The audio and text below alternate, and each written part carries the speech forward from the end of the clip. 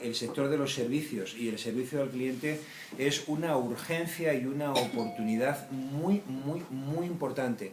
Entonces, el sector de los servicios directamente vinculado al turismo y aledaños, todos los sectores paralelos al turismo, son precisamente una válvula de escape que no va a sustituir a la construcción de los años 90, pero puede ser muy importante para la salida definitiva de este país de su crisis económica. Por lo tanto, no cabe duda que hay que andar en ese camino de formar a diseñadores y creadores de experiencias. Sin embargo, tengo malas y buenas noticias. Las malas: no hay una oferta integral o una formación integral para formar a esta gente. Los cursos que hay, la formación que existe, o huele a usabilidad y por lo tanto a informática, o huele a, en ocasiones, a algunos aspectos esotéricos del mundo del neuro y cosas que no siempre son las que necesitamos en las empresas, y es necesario trabajar de forma científica el mundo del servicio, entendido como las comodidades que el cliente requiere y más facilidades y, por qué no decirlo, placer y disfrute en la relación con cada cliente y con cada consumidor. No cabe duda que hay un futuro, y un futuro en el cortísimo plazo. Nosotros lo pensamos también. Abro de nuevo otro turno de preguntas, de intervenciones, de opiniones.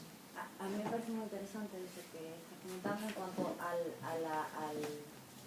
flujo, al movimiento de información entre países relacionado directamente con el turismo. Eso ¿cómo se hace? ¿En relación con Customer Experience? Sí. Bueno, aquí la palabra facilona para salir del apuro en el que me pones, ¿no?, es la palabra local. Entonces, en empresas globales la experiencia tiene que ser en parte global y en parte local. Si me permites ponerte un pésimo ejemplo, hay alguna gente que vende bocadillos y los pone con tomate en toda la zona de Levante y sin tomate en la zona centro de la península, y de no sé qué lugar, de Peñaperros para abajo, hay gazpacho todo el año, y no ocurre así de Peñaperros para arriba. Es decir, hay que tratar de, a nivel internacional, también adaptarnos a gustos y preferencias. Si yo te preguntara, ya que tú me pones a mí en un apuro, ahora te la devuelvo, ¿cuál es el restaurante líder en la India? ¿Tú sabrías contestarme? Seguro que no. Pues es McDonald's.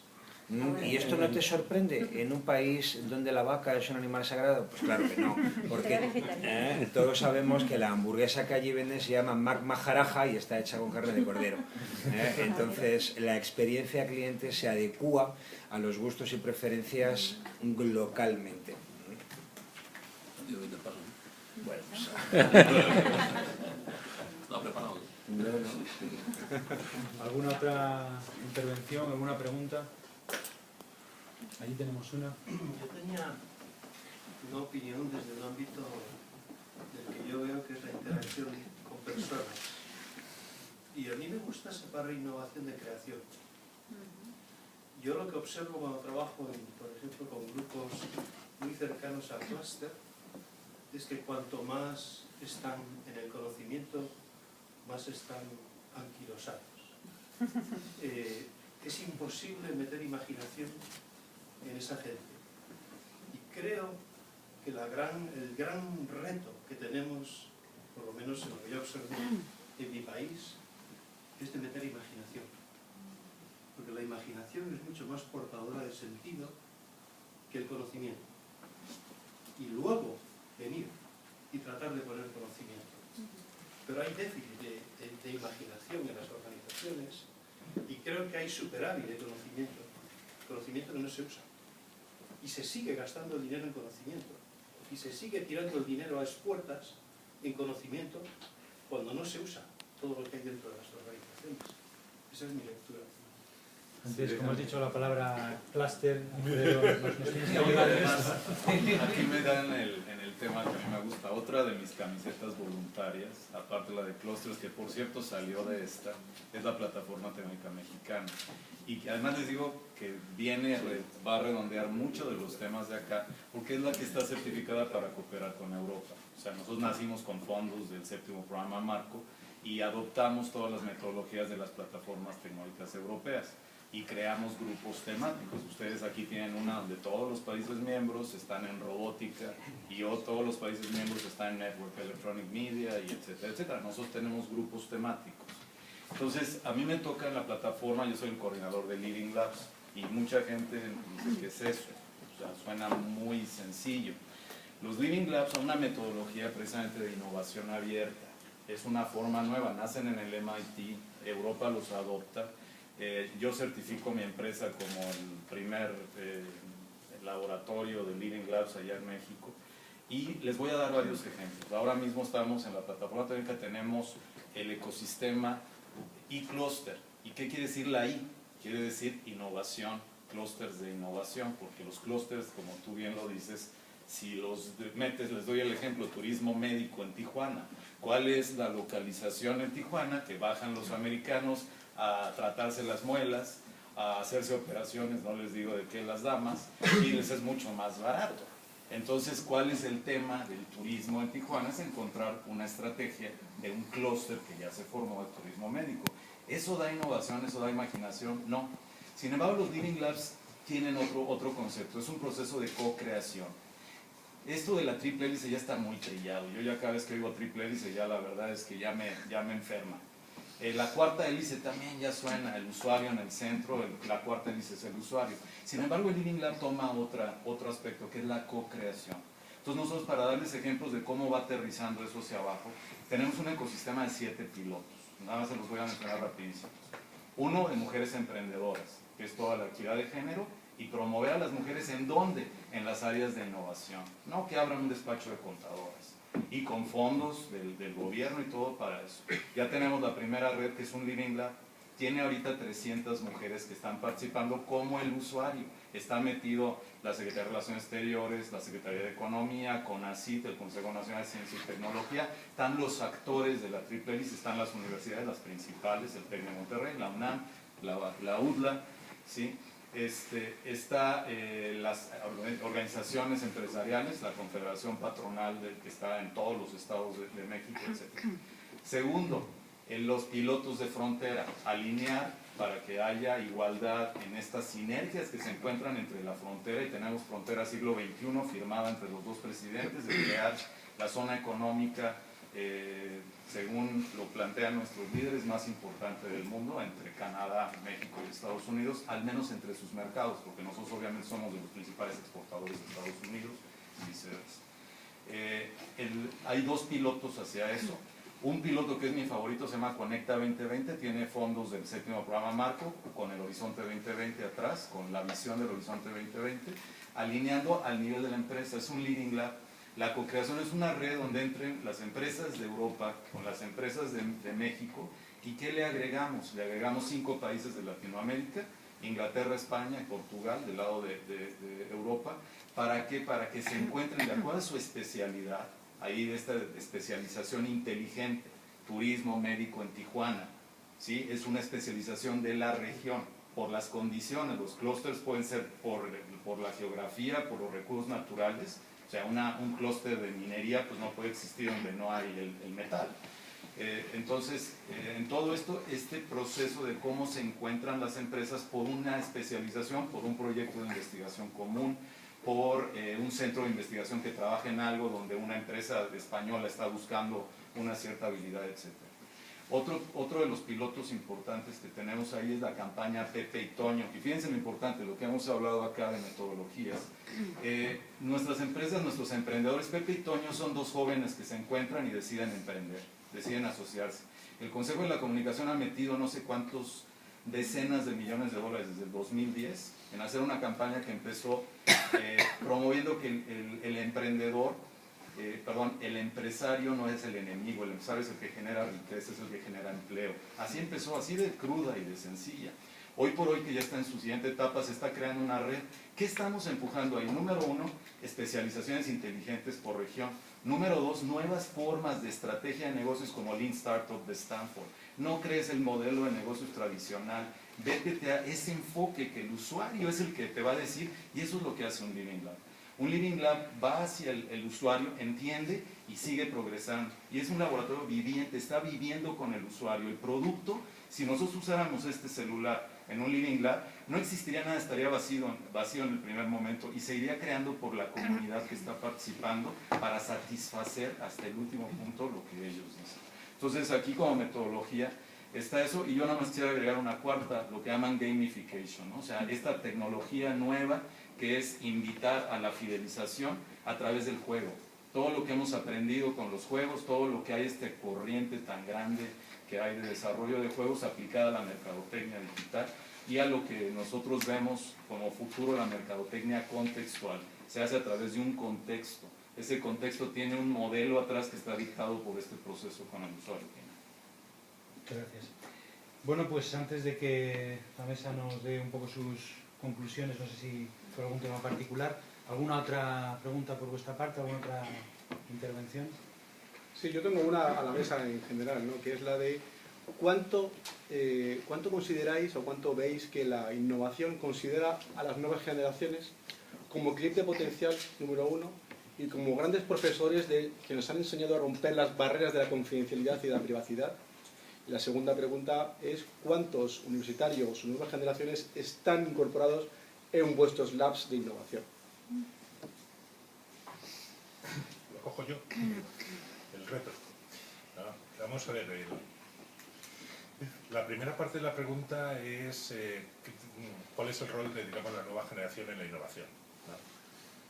Quizás para eso la mejor respuesta la dio Peter Drucker a finales de los años 50 o 60, no estoy seguro muy bien, que decía que las empresas básicamente solamente tienen dos competencias claves.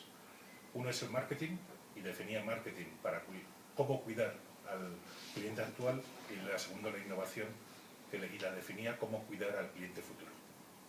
Entonces, en ese sentido, el cliente futuro mucho son las nuevas generaciones, ¿no? Después, y aunque parezca un poco paradójico, mi experiencia personal es que no existe el nativo digital. Es un mito, y es un mito, ¿no? No creo que las nuevas generaciones tengan comportamientos tan radicalmente diferentes de las actuales. Y es más, a lo mejor es parte de la crisis, pero lo que yo veo es que se ponen rápidamente la camiseta de las organizaciones tradicionales. No creo que sea el innovador, sea el joven de 20 años, ¿no? Es más, me parece que los datos estadísticos de Estados Unidos, en Stanford y todos estos, es que las startups que tienen más éxito son las creadas con gente de 45, 50 años, que llevan 15 o 20 años trabajando en un campo y que ya no son aprendices de empresarios, es que son empresarios formados, ¿no? Entonces, las dos caras de la moneda. Sí,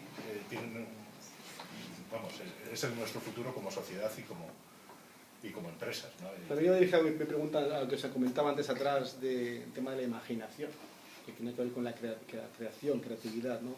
¿Quién tiene imaginación para pensar cosas nuevas, realmente disruptivas? ¿El empresario con experiencia de 15 años de experiencia o 20, 30, 40 años de experiencia? ¿O el virgen? Yo no creo que haya...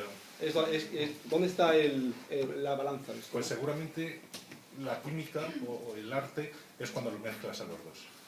Cuando mezclas en equipos a gente con experiencia que te puede retar paradigmas que si los das por asumidos, gente sin experiencia que te permite retar paradigmas que de otra manera los das por asumidos, y gente con experiencia que puede dar el pozo y también de visión, ¿no? De lo que es posible en un área.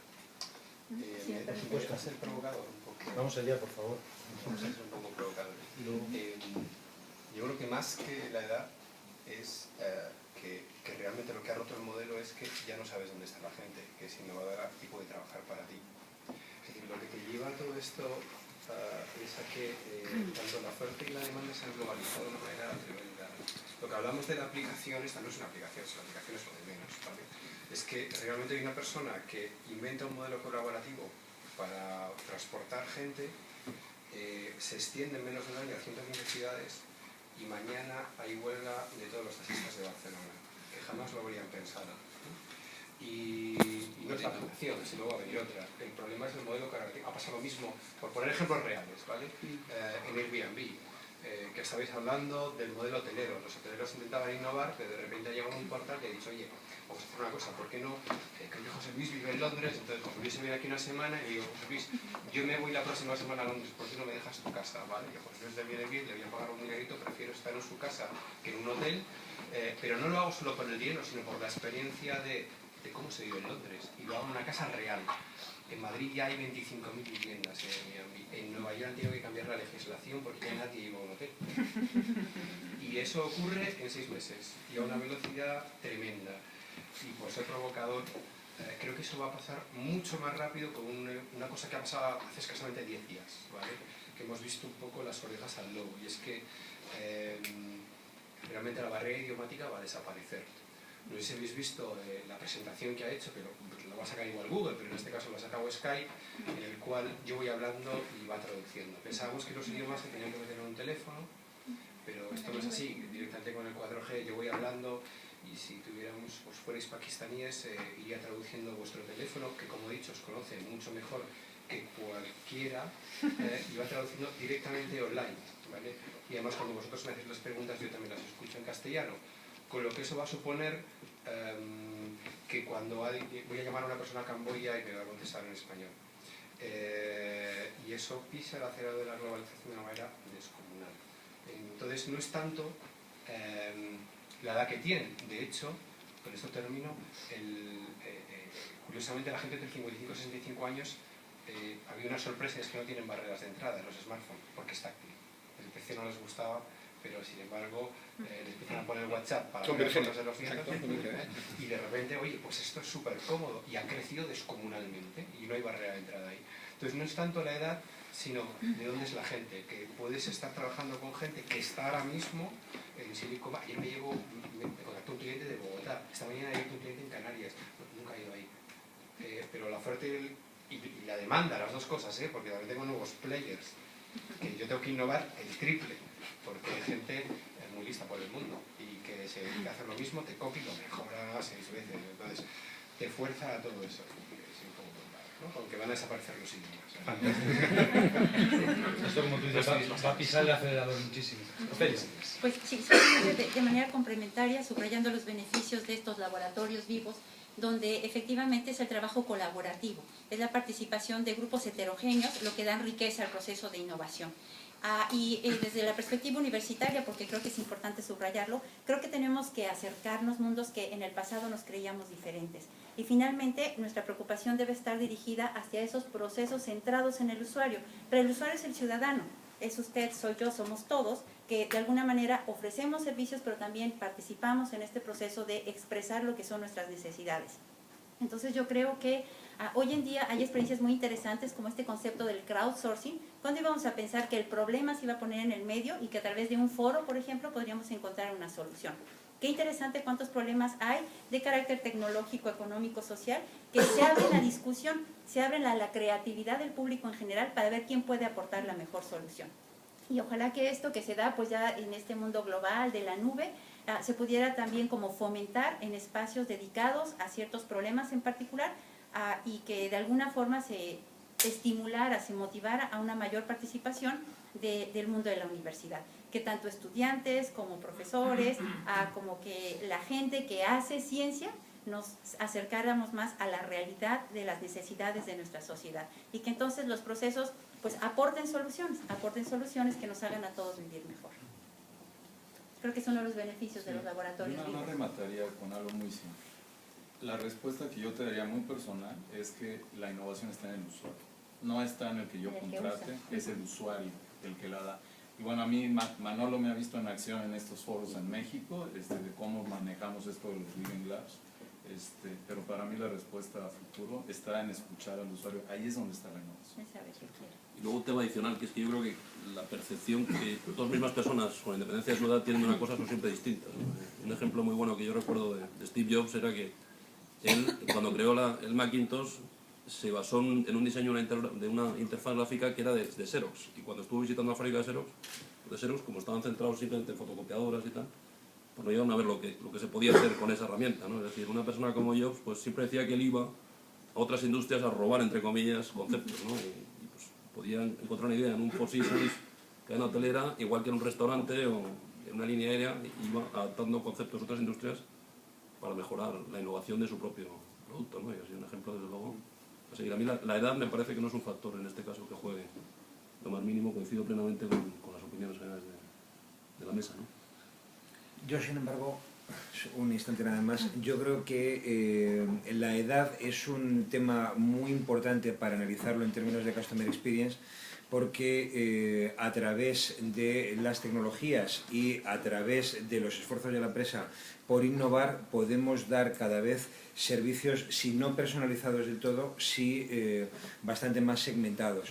Y entonces, en términos de Customer Experience, podemos ver que hay, vuelvo a los hoteles senior friendly o gay friendly o pet friendly. Entonces, realmente el tema de los pet friendly lo saco, pero es factible utilizar la edad para innovar en servicios y adaptarnos a distintos grupos de edad de una forma muy nítida. Y además creo que hay una brecha interesantísima en el corto plazo para hacer Customer Experience en un montón de empresas de servicios. Al final has lanzado la pregunta clave porque todo el mundo la quiere contestar. Enhorabuena. Bueno, yo quería volver a una cosa que ha salido antes y que me parece, no sé si es preocupante, me gustaría que me dijeras primero si es preocupante. Yo hace unos días en un congreso que estábamos con gente de la universidad, me contaban el problema que hay en España para que la gente de la universidad, la gente que hace ciencia y que tiene una capacidad seguramente enorme de aportar cosas, trabajen con la empresa y aporten cosas a la empresa. Eso es algo que aparentemente, yo no soy un experto, está muy limitado. Por otra parte, recuerdo que tú decías, Chema, el otro día, que esa facilidad de financiación tal que hay en Estados Unidos, aquí es próxima a cero. Sí, recuerdo que la secretaria general el otro día, la presidenta del CEDETI, nos dijo que la brecha de inversión en I+D en España con respecto a Alemania, o sea, quiero recordar algo así como que una empresa alemana invertía en I+D, así, pues, como todo el Estado español. ¿Eso es un problema o no es un problema? Y si es un problema, ¿cómo se puede dar un paso? Porque yo el otro día, cuando en tu discurso en el último foro, yo diría que era de resignación, ¿no? Dices, ¿cómo se da un paso? Nos vamos a Estados Unidos. Ese es el paso, ¿no? Dices, ¿hay algún otro paso posible que no sea ese? O nos resignamos. Yo te puedo dar ejemplos. En México uno de los comités que tenemos es de regulación, porque la regulación no permite que la propiedad intelectual de la universidad la lleven a una empresa los investigadores. Ese es un tema de regulación. Ahora mismo está pasando a toda la propuesta para ese cambio de regulación y tenemos que esperar a que se dé. Pero te puedo dar otro aquí en España. La política de con la crisis, que le pidan a los empresarios que avalen personalmente por un periodo de años el crédito que les entrega CEDETI, por ejemplo, es un problema real que está pasando en muchos otros lugares. Entonces yo creo que en cada región hay esto. El modelo de Estados Unidos no es tan fácil. Yo llevo viviendo 16 años en Florida y casi 10 años en Silicon Valley. Y no es tan fácil. Claro que estar ahí en estos cafés y todo esto, pero cuando tú llegas de fuera y no llegas con capitales y no tienes pues todo este mundo tan cerrado del National Science Foundation para las universidades y todo, no es un tema fácil llegar a irte para allá y pedir fondos. O sea, el capital se ha apretado mucho, se ha vuelto muy estricto en una serie de cuestiones donde la innovación no juega tanto ese papel ahí. O sea, ¿quién puede saber? O sea, ¿quién le apostó a Steve Jobs? Lo corrieron. O sea, ¿quién iba a pensar que iba a regresar con un proyecto que tenía hacía mucho tiempo, con los smartphones y todo? Ya lo tenían visualizado hacía mucho tiempo y no se dio la innovación disruptiva por un proceso natural. Entonces sí hay mucho capital, pero está muy restringido. No es la solución irse a Estados Unidos, y te lo digo por muchos casos que conocemos. Uno de nuestros comités es Diáspora Latina. Los mexicanos que están en Estados Unidos, cómo ayudarles a que ese proceso se les facilite allá donde supuestamente está el capital. Entonces yo pienso que es regional, yo pienso que España tiene lo suyo, México tiene lo suyo, y es un proceso que estamos viviendo todos los que nos dedicamos a esto.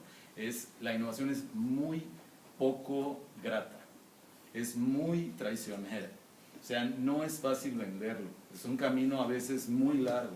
aunque tenga uno la gente, aunque tenga todo esto, venderlo y hacer un cambio de mercado, porque si no, no es innovación. O sea, el crear un nuevo software que hace un poquito de ahí alguna cosa, o una patente que se queda en el escritorio del investigador y que nunca sale al mercado, no es innovación. Entonces es un proceso muy largo y muy difícil. De todas maneras hay esperanzas. Yo creo, por ejemplo, las plataformas de crowdfunding en Estados Unidos pues se han desarrollado con mucha fuerza, y yo creo que ¿por qué no se puede hacer un crowdfunding potente en Europa, ¿no? Ya no digo España, digo que una compañía, ya sea española, italiana, francesa, pueda acceder a un núcleo importante de inversores transfronterizo, digamos, a cambio de dar equity. No son temas solo como los Kickstarter, sino plataformas de crowdfunding que intercambian equity a cambio de dinero, y al final pues mucha gente, yo percibo por lo menos que mucha gente tiene intención de invertir, aunque sea unos ahorrillos, un bonus, no sé qué, en algo que le dé ilusión, ¿no? Y quizá estas empresas, después de los éxitos que hemos visto en Estados Unidos, de compañías tipo Facebook, etcétera, pues son atractivas para eso, pero hay que saber canalizarlo bien y no se pueden poner límites, ¿no? Ahí ha habido un par de temas políticos recientes. Lo que haces te lo cargas, ¿no? Pero yo creo que el crowdfunding puede tener su fuerza en Europa si se lleva bien y si se impulsa desde arriba, ¿no? También tiene que contar con el apoyo de la administración, ¿no? Sin duda. Muy bien, estamos ya casi un poco... Sí, bueno, solo quisiera muy brevemente invitar a permanecer con una idea un poquito más positiva. Ciertamente que estamos confrontando muchas dificultades, ciertamente que no es gratificante, ciertamente que no existen los mecanismos administrativos de los organismos que administran ciencia y tecnología en otros países, pero sin embargo yo creo que es momento de cambio y podríamos comenzar innovando la manera en que trabajamos. Entonces invitaría a que pues cada quien en el espacio en que nos movemos podamos generar procesos de toma de conciencia, porque si nos damos cuenta que hay maneras diferentes de hacer las cosas, que no es más que la colaboración la que nos permitirá como encontrar nuevas soluciones, pues entonces sí podremos dar ese paso. Y no irlo a buscar lejos, empezar a construirlo desde casa, ¿no? Cada quien en nuestro país, pero como decía, retomando el término de nuestro colega, de forma local, ¿no? Con la mente amplia en la globalización, pero actuando de manera local. Entonces, bueno, quisiera permanecer sobre una nota un poquito más positiva y alentadora, que nos queda mucho por hacer y que podamos hacerlo juntos. Sería mi invitación. Pues yo voy a retomar esta idea del consejo positivo y de la visión alentadora y de futuro, bueno, pues pidiendo a todos los miembros que me han acompañado en la mesa, pues que también lancen una reflexión de este tipo, ¿no? Algo positivo, algo que nos anime a decir, oye, podemos innovar, hay que innovar, y cómo innovar, y vamos adelante hacia el futuro, ¿no? Y al final, ¿cómo resolver esta paradoja? Porque hemos vuelto al principio, que es donde empezamos, que es cómo innovar, ¿no? O sea, cómo se hace todo esto. Entre otras cosas porque la esencia misma de la empresa es generar entornos predecibles, ¿no? Hemos creado organizaciones para crear entornos predecibles y que se muevan muy poquito. Y la calidad, al fin y al cabo, es tener apretado hasta el último tornillo y que nada se salga de la cadena de producción. Claro, cuando ya lo tienes todo ya estructurado, parametrizado, protocolizado y todo apretado, ya viene la creatividad, que es todo lo contrario, ¿no? Que es una idea y juntarla con otra, y es muy difícil. Por eso algunas empresas han sacado la innovación de la organización y se la han llevado fuera y dicen, bueno, ustedes váyanse allí y innoven, ¿no? Y luego ya nos cuentan. Y otros lo han hecho dentro y en fin, ¿cómo se resuelve todo esto, ¿no? De manera que sí me gustaría alguna reflexión final en este tono positivo de vamos hacia adelante y vamos a innovar y vamos a hacer muchos más foros Colón de la innovación para seguir hablando de esto. ¿Quién quiere un poco abrir y lanzar un mensaje de ese tipo? Ofelia, ¿no? Que ya lo ha hecho. Yo lo he hecho, vamos. Como queráis, como queráis. Bueno, yo simplemente muy rápido, yo creo que efectivamente no hay que tener miedo, sino todo lo contrario. Yo creo que el tema de... A mí me gusta mucho el tema de Jesús, porque yo lo vivo muy de cerca también, hoy en día, y sin enrollarme mucho, ¿no? Pero cuando uno viaja, y todos viajamos aquí bastante, pues el móvil efectivamente te acompaña, ¿no? Y va a haber una cantidad de aplicaciones que no solo nos amenazan, sino que yo creo que nos facilitan la vida, ¿no? Todo tipo de aplicaciones, desde pasar la seguridad con un sistema biométrico de pasaportes hasta en el avión. Llegas al hotel, te pueden hacer un check-in previo a través de tecnología y tener un código con el que abres la puerta de tu hotel, etc. Puedes pagar un taxi como Halo o Uber sin necesidad de dar tu tarjeta ni tener... Ayer hablábamos incluso de pagar un parking sin la máquina de cobro, ¿no? Es decir, ¿por qué no? Se lee la matrícula de entrada, salir y se cobre, punto, ¿no? Es decir, yo creo que más que un miedo, yo creo que es una oportunidad y sobre todo por el ahorro de tiempo que estas aplicaciones nos provocan. Todos tenemos el tiempo es oro y el tiempo lo tenemos todos muy justos, ¿no? Yo creo que la noticia positiva es que todas estas aplicaciones, sobre todo gracias al móvil, nos permiten ser mucho más eficientes y nos ayudan a ganar tiempo. Entonces, para mí es una oportunidad realmente la innovación y en ningún caso es una amenaza. Con independencia de que efectivamente también puede haber industrias que se ven amenazadas, como el tema del taxi que hablábamos antes y otros muchos, ¿no? Para mí la conclusión más importante es que si durante años y hoy mismo y yo mismo hemos estado hablando de orientación al cliente, quizá y por suerte este concepto empiece a quedar relativamente anticuado y podemos hablar como algo exitoso y que hay que afrontar con mucho optimismo del poder del usuario. Entonces, efectivamente, y en la práctica, esto supone una democratización industrial. Hubo una revolución industrial y ahora yo creo que podemos hablar de los albores de una democratización industrial donde efectivamente el cliente tiene el poder, el cliente tiene el control. ¿Algo que añadir al mensaje?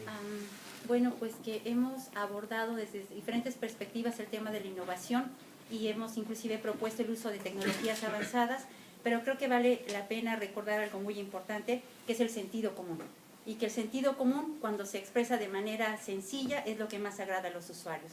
Que entonces a veces no nos perdamos en la complejidad, reconozcamos que a la gente nos gusta sentirnos bien, sentirnos únicos, sentirnos especiales. Y esa me parece como la clave de la atención y de la calidad de los servicios al cliente. Sin duda. Yo me quedo con la idea de que la innovación en las organizaciones tiene un alto porcentaje de transformación cultural y la buena idea y la buena noticia de que si no sabemos medir esa transformación no la podemos gestionar. La buena noticia es que hay una iniciativa por la Asociación Española para la Calidad en la que participamos empresas tan industriales como Airbus, BBVA, Repsol, Enresa, en las que intentamos realizar la medida de la cultura de la innovación en empresas españolas, con una metodología de Babson College, de lo mejorcito que hemos podido encontrar, y a la cual pues les animo a sumarse. Mañana por la mañana en la sede del CSIC pues está la presentación del estudio y si no estará en muchos medios y seguro que en internet, en medios sociales, etcétera. Muchas gracias. Jesús. Pues yo en conclusión diría que a mí lo que me parece es que es apasionante. Sinceramente lo pienso. Probablemente no